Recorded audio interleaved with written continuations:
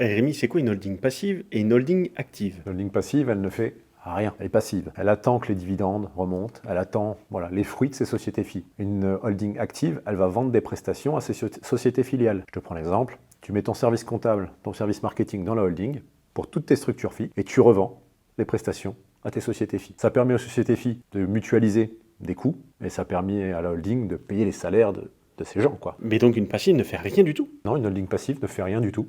Elle attend juste de rentrer du cash concrètement. C'est son seul objectif, quelque part, de détenir et d'attendre les fruits. Ça veut dire aussi que si elle est passive et que la nouvelle loi passe, si tes rendements sont inférieurs à 2%, elle va peut-être finir par te coûter de l'argent, cette holding passive. C'est vrai qu'une holding, ça paye pas de TVA. Alors, tu viens de me poser la question de la société passive, holding ou de la holding active. La holding active, si elle vend des prestations, elle va être soumise à TVA, surtout si elle dépasse les fameux seuils de 37 500. C'est vrai que d'avoir une holding, ça permet d'emprunter plus facilement. Alors oui, ça peut. Une holding, ça peut aider à structurer ton patrimoine. Donc tu vas endetter la holding pour racheter une société, ou pour racheter une SCI, ou pour faire une SCI en dessous. Ça va te permettre de structurer ton patrimoine, maîtriser ta fiscalité et de pouvoir faire remonter des flux dans ta holding, les apporter à une nouvelle société, faciliter les démarches avec la banque. Mais donc c'est la valeur de tout ce que détient la holding? Apparemment, ce serait la valeur de tout ce que détient la holding qui serait taxée à 2%. Il parle d'exclure les biens professionnels. Malgré tout, ça peut monter relativement vite. Et si tu as un rendement inférieur à 2%, tu vas perdre de l'argent. Si seuls les holdings passives sont soumises à cette taxe, il faudra peut-être penser à la rendre active, il faudra peut-être penser même à d'autres choses. Est-ce que je peux créer une holding après? Alors oui, tu peux créer une holding après.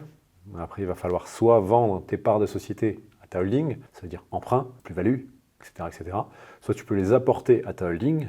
C'est un autre système qui permet d'apporter en esquivant, entre guillemets, temporairement la plus-value. C'est toujours possible, c'est un peu plus coûteux, mais c'est toujours possible.